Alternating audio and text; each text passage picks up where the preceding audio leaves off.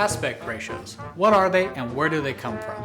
Hi, my name is Carson Boyda and I'm a student at Full Sail University, and welcome to my History of Motion Picture Arts video presentation on the evolution of aspect ratios.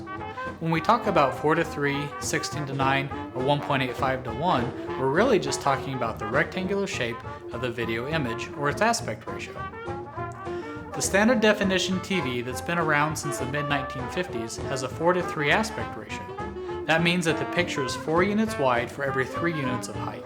Meanwhile, the new high definition TV standard has a 16:9 aspect ratio, which is 16 units wide for every 9 units high. Thomas Edison is often credited with coming up with the original film aspect ratio of 4:3.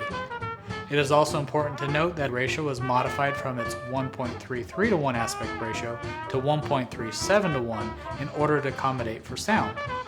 And according to the Digital Bits website, the Academy ratio was used almost exclusively until the early 1950s. When broadcasting began in the 1930s, the television industry also adopted the standard Academy ratio. The motion picture industry viewed television as a threat, so they began seeking ways to set themselves apart. And according to Mark Finn, in addition to trying smell-o-vision, 3D glasses, and various audio and color techniques, Hollywood studios began experimenting with the aspect ratio. By 1955, in order to differentiate themselves from the emerging TV market, nearly all movie productions were filmed in one widescreen format or another. Now, during this time, widescreen formats with varying degrees of aspect ratios such as WarnerScope, Techniscope, Panavision, Panoscope, and CinemaScope, just to name a few, were all introduced. Hollywood believed the widescreen format to be closer to the human field of view than the standard Academy ratio, which allows the viewer to immerse into the action, ultimately increasing the enjoyment level. Because virtually all television sets were built to the Academy ratio, the only way an audience could view the widescreen experience was to attend a movie theater.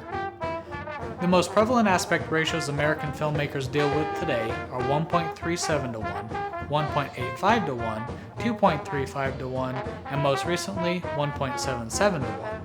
The 16:9 aspect ratio has become the international high-definition TV standard and was proposed by Kearns H. Powers. According to the Cinema Source, Powers drew rectangles of all the popular film aspect ratios and dropped them on top of each other. When he finished, he discovered an amazing thing. Not only did all the rectangles fall within a 16:9 shape, the edges of all of the rectangles also fell outside an inner rectangle, which also had a 16:9 shape. He then realized he had a shoot and protect scheme that with the proper masks would permit motion pictures to be released in any aspect ratio. By no means is this the entire story of the evolution of film aspect ratios, but hopefully it gave you a somewhat clear picture as to how they evolved to the format in which we all watch today, whether at the movie theater or at home on our high-definition television sets. I hope you enjoyed my presentation, and thank you for watching.